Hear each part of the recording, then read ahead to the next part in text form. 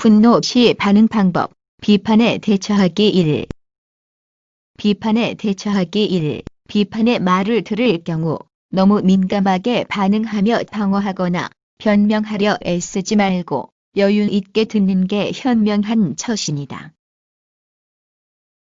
비판이란 사전적으로는 부정적 의미를 포함하여 쓰인다지만 나쁜 것이라고만 말할 수는 없다. 비판을 지혜롭게 활용하면 단점을 보완하고 발전을 도모할 수 있는 자료가 될 수 있기 때문이다. 비판은 비난과는 다르다. 여유롭게 대처하여야 한다. 우리가 어떤 방법을 택하든 간에 먼저 자신에게 물어보는 게 좋다. 왜 내게 화가 났을까? 원인을 정확히 파악하고자 합니다. 그 다음 나는 이를 어떻게 해결하여야 할까?를 물으면 답을 찾을 수 있을 것이다. 어떤 방식을 택하더라도 후회가 없을 것을 택하여야 한다. 후회를 하거나 죄책감을 갖게 된다면 다른 방식을 선택하여야 한다. 그래서 분노를 지혜롭게 처리하여야 한다. 이 말은 당신이 같이 화를 내서는 안 된다는 말이 아니다.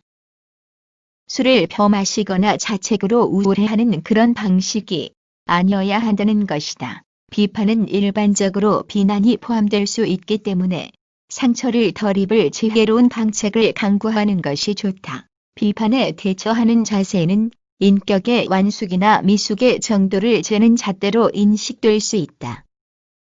비판을 받을 경우 대처 방법으로는 다음 몇 가지를 들 수 있다. 공격적 대응. 공격이 최상의 방어다. 라고 생각하여 행동하는 것이다. 위에서 말한 파괴적 분출도 이러한 대응 방법 중 하나이다. 일반적으로 사람들은 남으로부터 공격을 받으면 즉각 반응하여 반격 자세를 취한다. 분노를 표시함으로써 비난 행위를 중단시킬 수 있고 내용면에서는 내가 비판받는 것보다 더 큰 상대방의 단점, 약점, 경력을 들추어 공격함으로써 그를 제압할 수 있다. 이렇게 되면 서로 분노가 커져서 의사소통이 어렵거나 적대감을 가지게 된다. 이 같은 공격적 대응은 무분별한 저질 비판의 경우에 유용할 뿐 자주 쓰일 방안은 결코 아니다. 회피적 대응, 억제, 내면화, 무시에 해당되는 대응 방법이라고 할 수 있다. 비판을 가하는 사람으로부터 피하여 멀리하거나 소극적으로 방어하려는 방책이다. 이 같은 방책은 지혜로운 사람이 가볍게 즉각 반응하지 않고 차분히 대응하려는 경우는 물론 남과 다투기 싫어 어떤 비난의 말을 하던 그 말을 아예 긍정하거나 목 들은 척하는 방법이 포함된다. 역시 소극적인 대응 방법으로 방어적이어서 참으려 하기 때문에 마음의 상처는 고스란히 남아 쌓이게 된다. 누구나 감정을 억눌러 참으려 하면 의기소침하여 심한 스트레스를 받게 된다. 스트레스는 해소되지 않고 쌓이면 다른 문제를 일으키게 된다. 또 다른 하나의 대응 방법은 고도의 전략이 필요한 방법으로 장시간에 걸쳐 나에게 비난을 가한 당사자에게 의도적으로 저항적인 자세나 비협조적인 자세를 취하여 그가 매우 불안을 느끼게 하거나 짜증이 나도록 모든 방법을 다 동원하여 유도하는 것이다. 피해를 입고 있는 다른 사람과 연대해도 좋다. 이 같은 방식은 어떤 종류의 손해를 보거나 의심을 사지 않으면서 목적을 달성할 수 있다는 것이다. 상대가 나를 의심해서 나에게 불만이 많은 것 같은데 말로 해요. 말로. 그럴 때에는 아이 별 말씀을 다 하시네요. 진담이 아니시죠. 허여. 비난이 잦은 사람에 대한 약자들의 작은 저항의 연속적 반론은 큰 힘을 발휘할 수도 있다. 그러면 당신은 적극적으로 저항하지 않으면서 가해자를 응징하는 지혜를 터득할 수 있게 된다. 적절한 대응. 상대방의 비난에 대해서는 어떤 방식으로든 대응은 하여야 한다. 그런데 이런저런 대응 방안을 강구해봐도 마땅치 않을 경우 피할 수는 없는 만큼 자신감을 갖고 당당하게 대응하는 게 좋다는 것이다. 적극적이면서도 공격적이 되지 않아야 한다. 사람은 누구나 자신 특유의 개성을 갖고 있다. 사물에 대한 가치관이 다르고 사리 판단의 기준이 또한 다르며 비판에 대한 대응도 다르다. 따라서 개인은 그가 갖는 사고, 감정, 성격, 행태에 따라 스스로의 책임하에 대응해야 한다. 그렇다고 전적으로 내 생각대로만 행동하여야 한다는 뜻은 결코 아니다. 침착하고 사려 깊은 사람이라면 도움이 될 수 있는 주변 인사의 충고나 자문을 참고하여 대응책을 마련할 수 있을 것이다. 최종 판단은 내가 하지만 그 판단의 근거가 되는 자료는 광범하게 수집하여 참고 자료로 삼을 수 있을 것이다. 자신감은 결코 만용에서 나오는 경솔한 행동이 아니다. 인간의 바람직한 행동은 그가 평소 갖고 온 좋은 습관으로부터 나온다. 좋은 습관은 개성의 수련이 더해져 만들어진다. 상대방이 공격할 때 지혜롭게 그리고 적절하게 반응하기 위해서는 다음과 같은 방법이 응용될 수 있다. 이런 상황에서 화를 내지 말고 다음 사항을 하나하나 실천하면 된다. 나를 주어로 대화를 한다. 좋은 의사소통에서도 소개가 되어 있는 이 방법은 나 전달법이라 한다. 나가 아닌 당신 너로 말을 하면 상대방이 들을 때는 공격적으로 이해가 되기 쉬워 의사소통상 장애 요인으로 작용하기 쉽다. 따라서 상대가 방어적 자세를 취하기 때문이다. 우리는 흔히 상대방을 비난할 때에 너는 내 그 모양이야 라는 식으로 공격을 한다. 불만을 말할 경우 나를 내세워 말하기 어려우면 우리, 사람들, 그들처럼 3인칭을 주어로 대화를 하는 것도 상대에게만 책임을 전가하는 공격 방향을 흐리거나 바꿀 수 있어서 제한적으로 허용될 수 있다. 다음 예를 보자. 남편, 요즘 음식 맛이나 종류에 문제가 있지 않아. 아내, 나도 힘이 든다는 것을 잘 아실 텐데 아무런 도움도 안 되면서 당신이 그렇게 말할 자격이 있나요? 모두 부적절하다. 이때 공격성을 띠지 않으려면 즉각적으로 반박하는 형식으로 대응하지 말고 다른 곳에서 설명한 질문하기 방법 중 개방적이고 촉점화되고 구체적인 질문 형식이 되어야 한다. 남편, 나는 당신이 요즘 입맛이 없어서 잘못 먹는 나를 생각하며 요리를 해주었으면 좋지 않겠어요? 아내, 여보, 나 혼자 집안일 하기가 힘들어. 나 좀 도와줄 수 없겠어요? 라고 말하면 상대방은 반격하지 않고 순응하게 될 가능성이 높아질 것이다. 비판에 대처하기 2. 비판이나 비난에 대한 적절한 대응 방안을 조금 더 체계적으로 설명하면 다음과 같다. 1. 상대에게 자세하게 묻는다. 자세히 묻고 구체적으로 대답해야 상대의 뜻을 정확히 알아 지혜로운 대응이 가능하다. 예를 들면, 그러니까 선생님 말씀은 제가 처음 만나는 사이에 너무 무례하게 대하였다는 뜻이지요. 맞습니까? 라고 확인을 하고 나서 그에 따른 대답을 하여야 오해를 막을 수 있다. 아내, 요리를 어떻게 더 맛있게 하면 좋겠는지 구체적으로 얘기해주면 좋지 않을까? 남편, 내가 어떤 집안일을 어떻게 도우면 좋겠는지 자세히 얘기해주면 좋지 않을까? 라고 질문 형식으로 말하면 좋다. 제가 나쁘다고 말하는데 무엇이 나쁘다는 것입니까? 라고 물어도 제대로 말을 하지 않으면 나쁜 점을 구체적으로 말씀해 주시겠어요? 제가 이해를 잘못하니 참으로 당황스럽기만 합니다. 그러나 질문이 빗나가 그가 엉뚱한 변명을 늘어놓도록 유도하는 질문이 되어서는 안 된다. 예를 들면 지금 제 질문에 신경이 무척 쓰이십니까? 제 질문에 답하기가 무척 난처하신 모양이지요. 말은 않으시고 그렇게 답답한 표정을 짓는 이유가 뭡니까? 이 같은 질문을 하면 애초 들으려던 말의 진위와는 전혀 빗나간 자신의 변명을 늘어놓을 가능성이 커지고 그의 진위를 탐색하기는 어려워지기 쉽다. 2. 그렇게 행동하는 이유를 설명하여 이해시킨다. 상대에 대한 분노나 비평을 표현하기 전에 역시 나의 생각이나 태도를 정확히 이해시키는 것이다. 오해나 착오를 예방하기 위해서이다. 남편, 음식이 별로인데 꼭 이렇게 해야 되나? 아이들도 그런 것 같은데. 아내, 음식의 종류나 간을 맞추는 것이 쉽지 않은 일이야. 더구나 어른과 아이들 입맛이 서로 다르니까. 요즘 회사에 일이 많아서 시간도 없고, 남편, 요즘 나도 직장에서 새로운 일이 생겨 바쁜데 어떻게 하나. 3. 문제를 이해하고 해결이 되는 방향으로 나아간다. 사람에 따라 견해 차이는 있을 수 있다. 단지 대화 부족으로 이견의 내용을 정확히 모르거나 좁히려는 노력이 없어서는 원만한 의사소통이 이루어질 수 없다.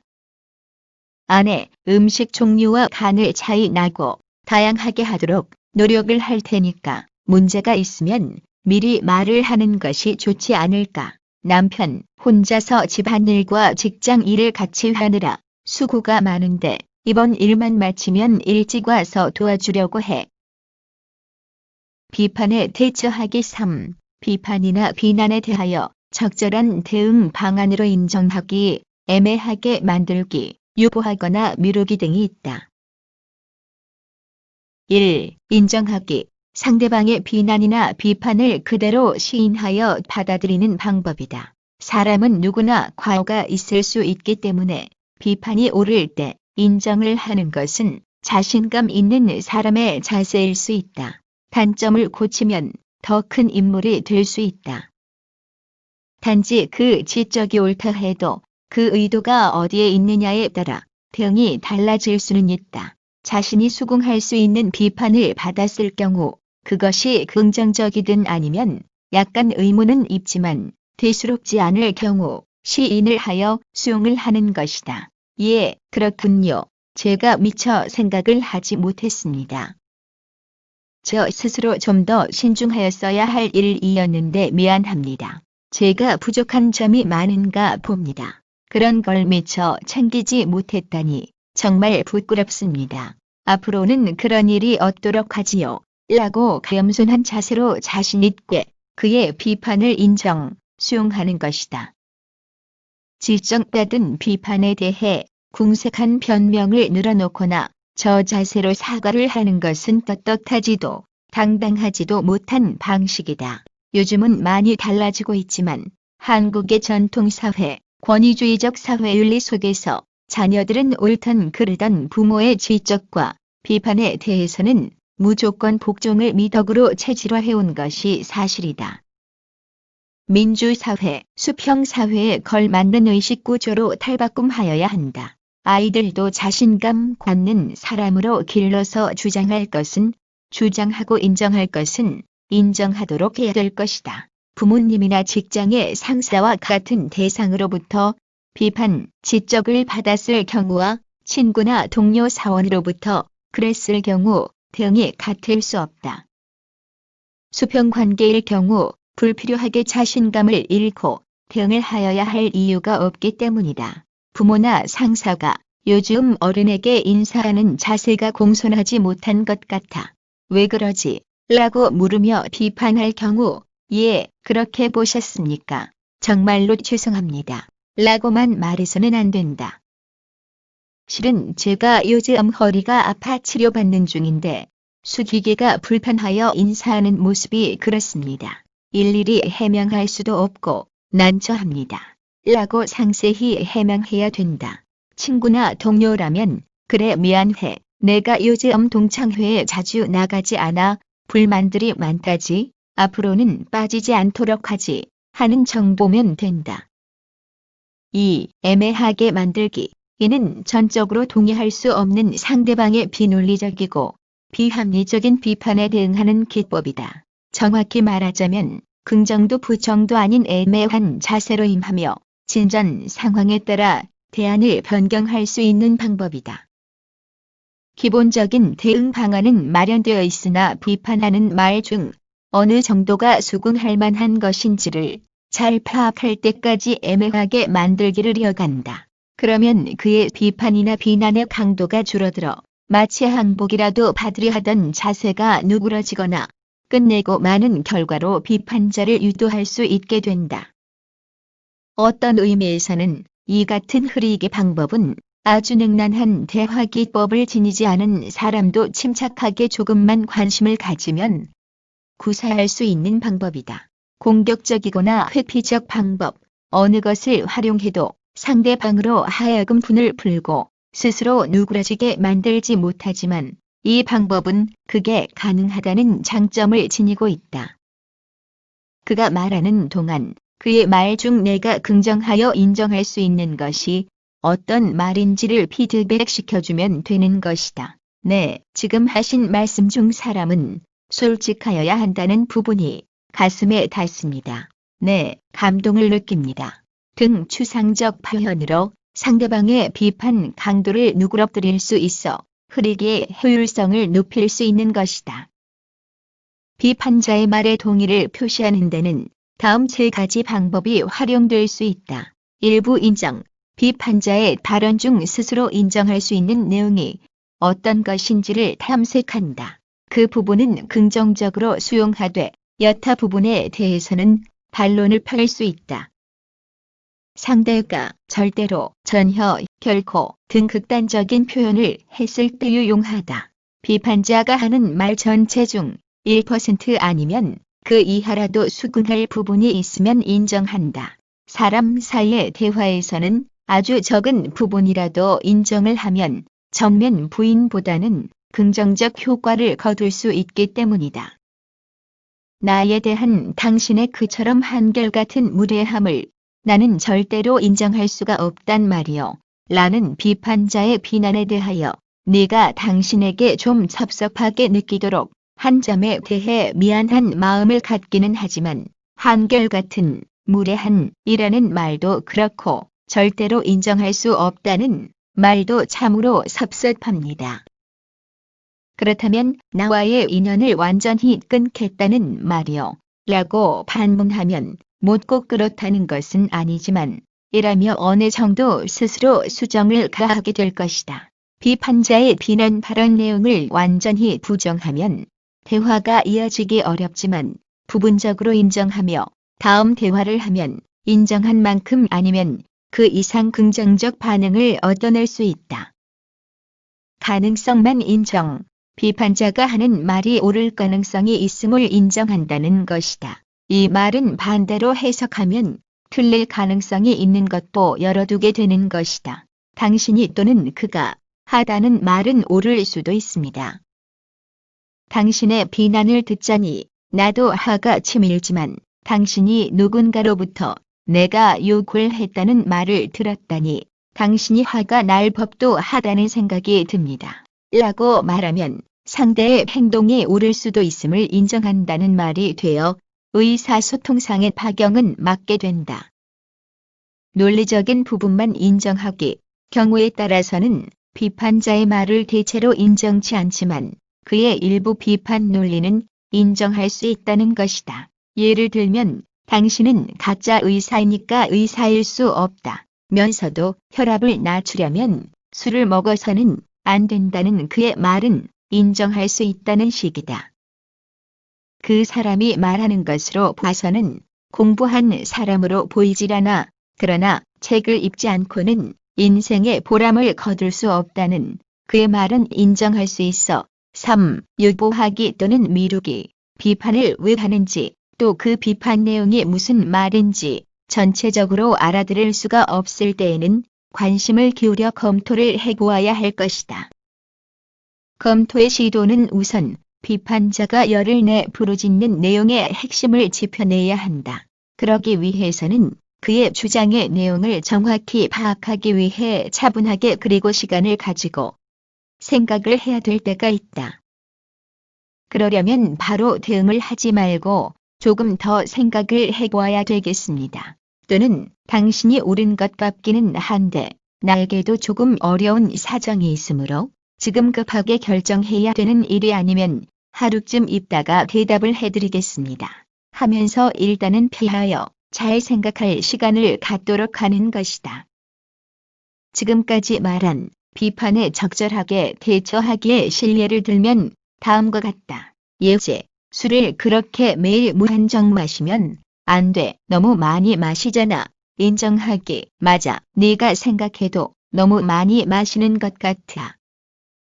애매하게 만들기, 그래. 어찌 보면 그렇기도 하고 아닌 것도 같고. 유보하거나 미루기, 나는 그렇게까지 많이 마신다고 생각하지는 않았는데 내일 술 기운이 없어진 다음에 잘 생각해보지.